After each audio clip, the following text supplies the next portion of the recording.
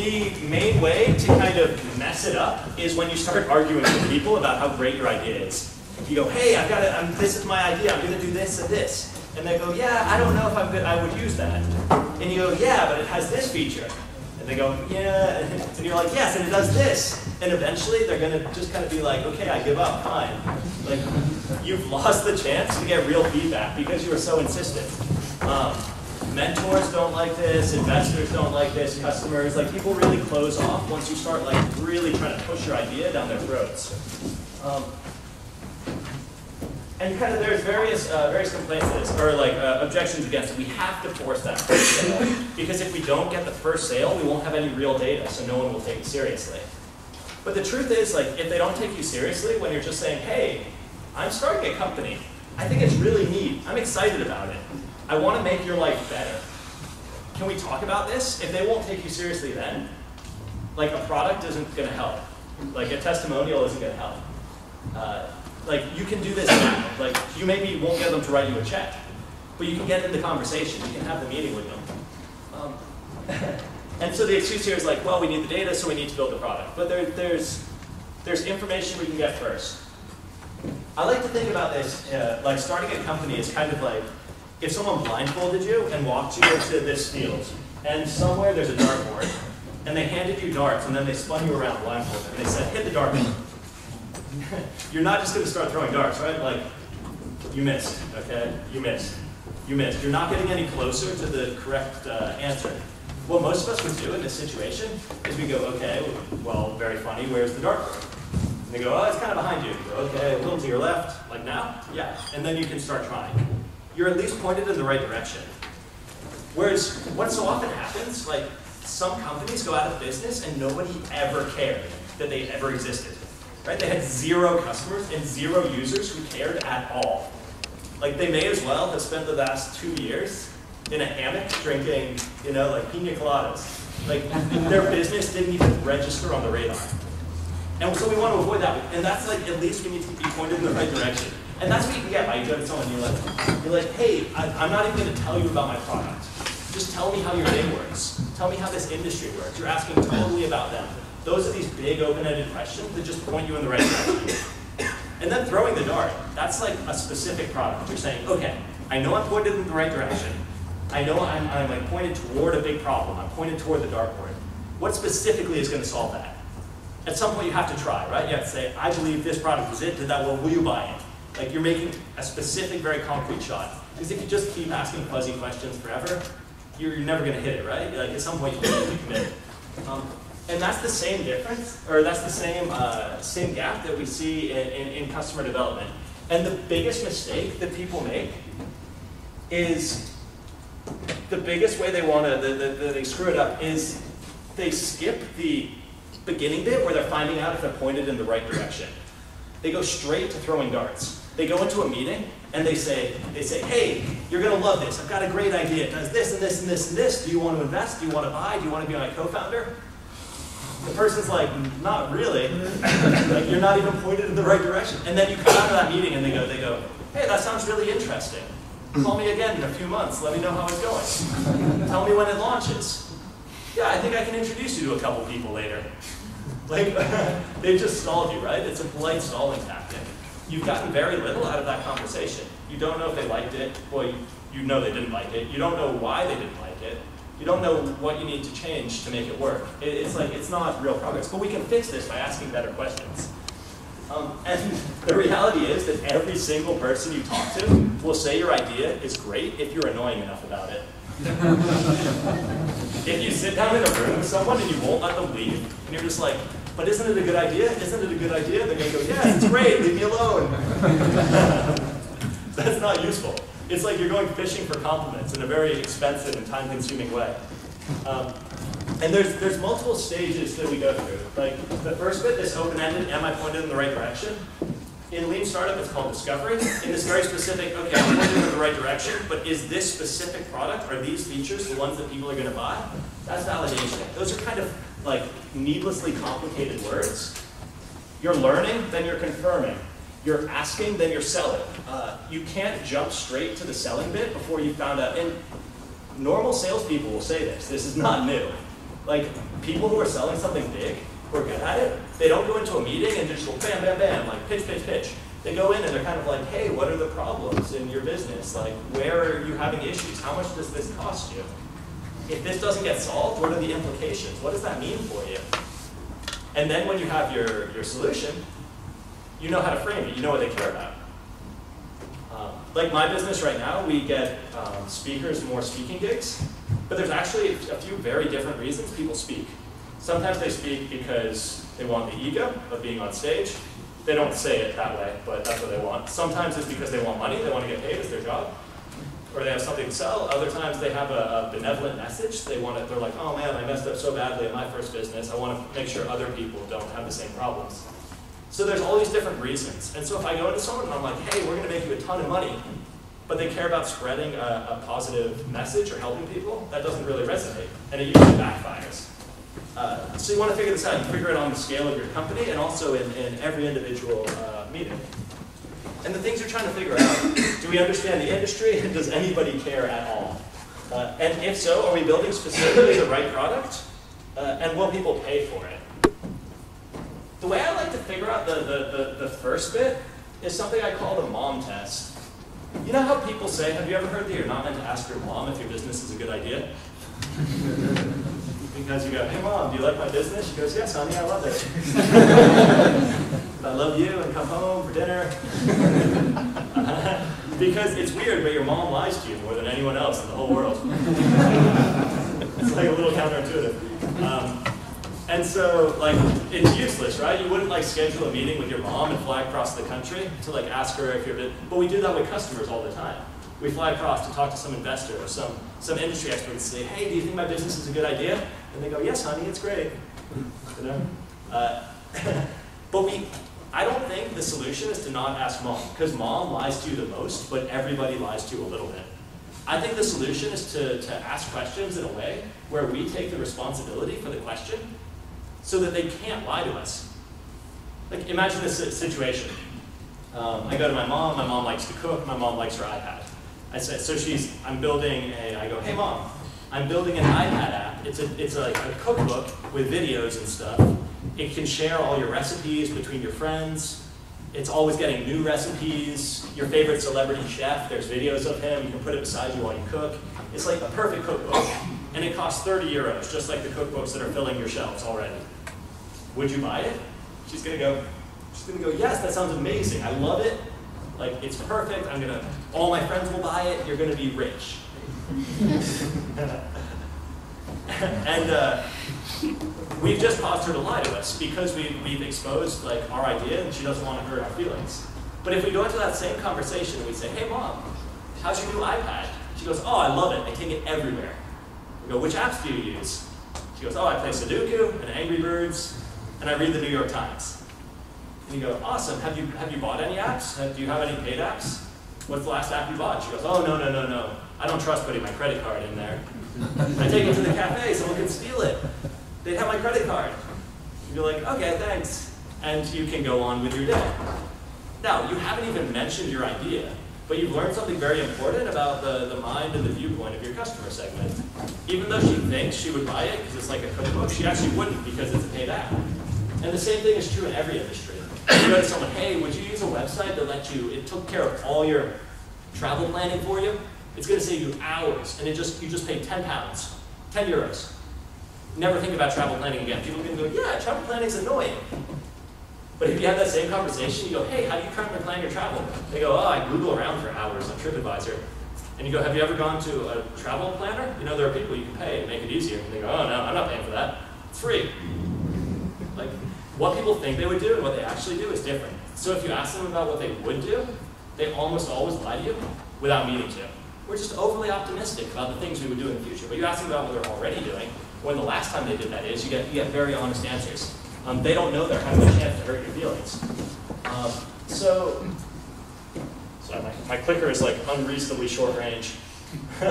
So are these good questions or bad questions? Imagine we're talking to a customer. Do you think this is a good idea? I gave that one to you already as a bad question. Would you buy a product which solved this problem? Good or bad? Bad. Bad, yeah. right? Because it's hypothetical, it's in the future, who knows? Would you buy it now? Yeah, exactly, ask them to buy it now. Most bad questions can be fixed by doing exactly that, by asking them for commitment. Like, would you ever buy something like this? They go, yeah, that's amazing, I've been waiting for that. You go, great, let me grab your payment details. We'll give you half off, we'll ship it to you when it's ready. And they go, suddenly they go, let me get back to you on that. You go, oops. How do you currently deal with this problem is great. Talk me through the last time you had this problem. Also great. Specifics, their life. You're not talking about your idea at all. How much would you pay for this? No. Yeah. We're so optimistic about this one. Oh yeah, I definitely pay for that. I do this myself, even though I know that I'm getting entrepreneurs in trouble. Every time I answer this question, like I still catch myself doing it. One of my friends got me. He's like, I'm building a subscription service that will send you coffee every week, so you always have fresh coffee. Would you buy something like that? And I was like, yeah. And he just like pulled out his iPad and he's like, great, put in your bank details. I was like, damn. But so now I'm paying like $3.50 a week to have coffee delivered.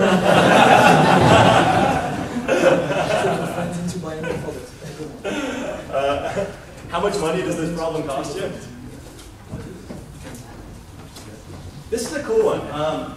Businesses are actually really honest about talking about money, especially if you talk to them before you're selling to them.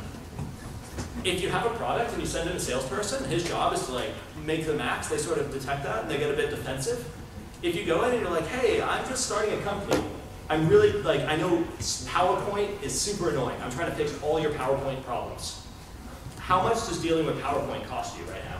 It turns out in the financial sector, it's something like, they burn like 5,000 pounds per analyst, just like doing stupid PowerPoint versioning back and forth stuff.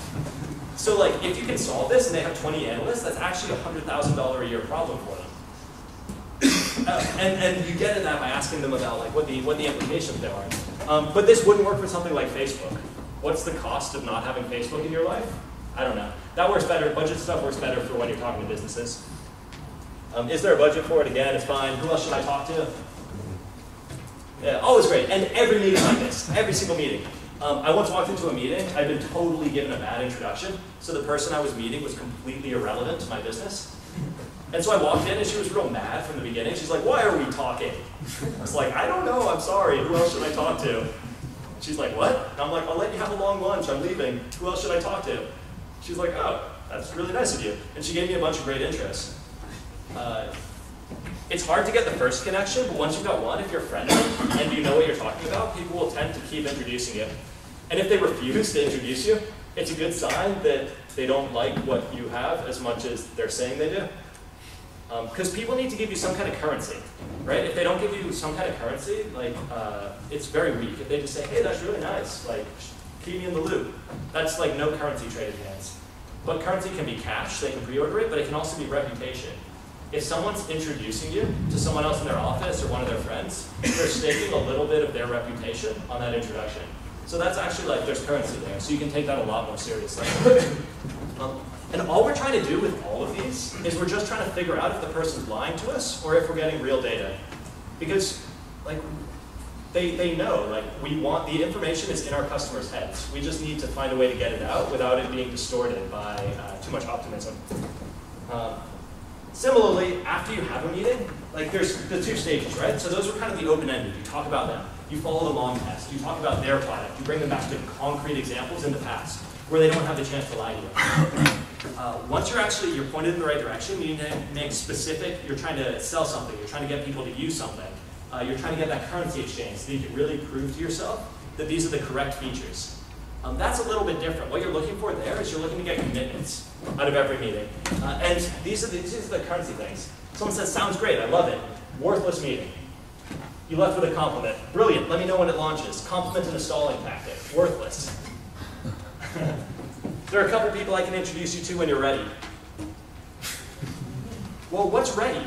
Like this one could be good actually. Because if he's like, oh, well, you're ready when your site does this and this, and you've got your first paying customer, because then I won't seem crazy introducing you to my boss. And it's like, okay, actually, I know what I need to achieve. That's very concrete. They might say, oh, once your profit, like, I once had a guy who was like, he worked for Google Acquisitions. He was like, yeah, I'll bring you in, you can meet the guys, talk about an acquisition when you're ready. And I was like, great, we're gonna get acquired. And then I thought through it, and I was like, wait, what does when we're ready mean? So I asked him, and he's like, you know, when you're doing about $5 million a year in business. And I was like, oh, okay, not as imminent as I have been led to believe. So what can you do to like figure out what that is? I would definitely buy that. I would definitely buy that. Lock him into a commitment. Be like, great, buy it now. Kickstarter's amazing for this. This is the coolest thing Kickstarter does, because it turns this from a false promise into like, okay, give me your money, which is great for the entrepreneur. This is a dangerous one, because there actually is some value in this signal. Someone saying I would definitely buy that, it means something, but it's so dangerous. I work for a company called GameTap.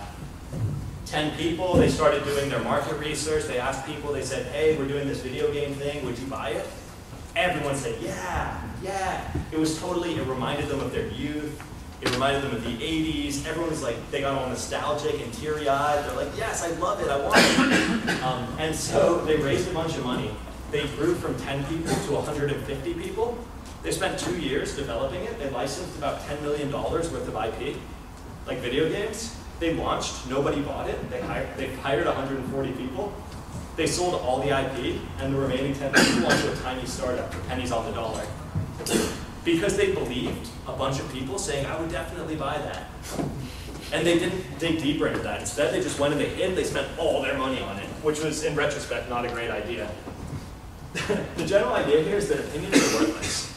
But by asking the questions correctly, we can get to the truth of it. And these false positives are the thing we most need to avoid. Like if you find out your company isn't going to work, or your product isn't going to work this week, so what, right? You've got all of the remaining time left to figure out how to change it and improve it. If you've got 2 years of runway, or 3 months of runway, or however much you have in terms of time or money, and you find out it's not going to work at the very end of that, that's a really bad result, because then you don't get another shot. So the big idea of lean startup and customer development is just like, how can we find out now if we're on the right direction? How can we, and talking to customers is one of the best, because it doesn't require writing code. My background is as a developer. Like my nature is to like immediately dive in and start writing code. And I completely love this now. Every time I have an idea, I'm like, oh, who can I go talk to? You know, and in an afternoon, you can completely destroy a business idea. And save yourself months of work, and that's great.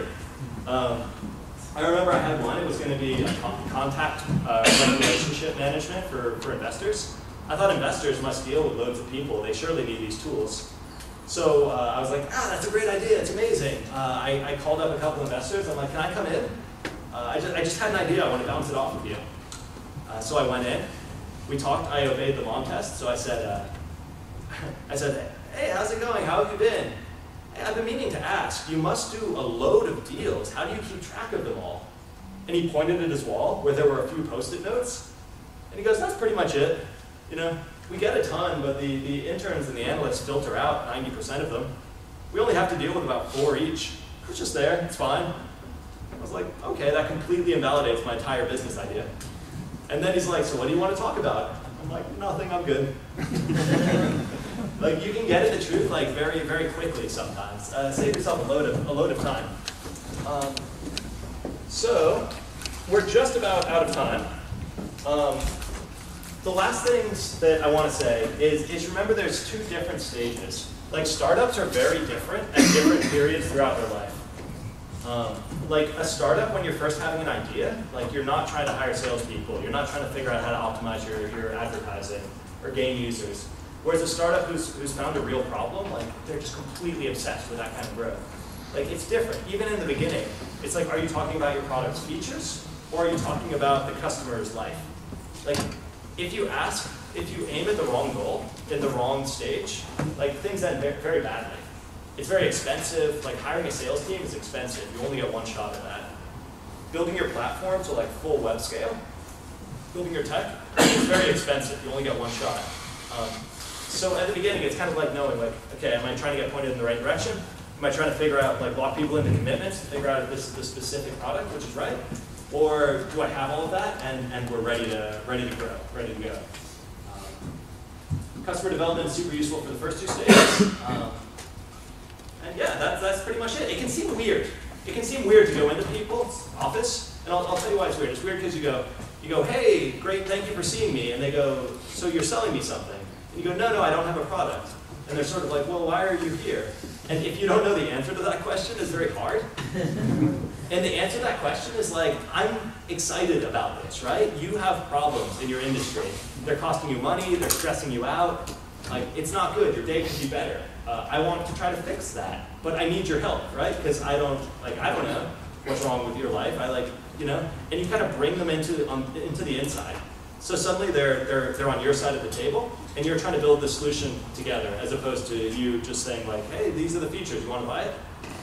Which doesn't teach you, and it doesn't work that well usually. So thanks a lot, guys.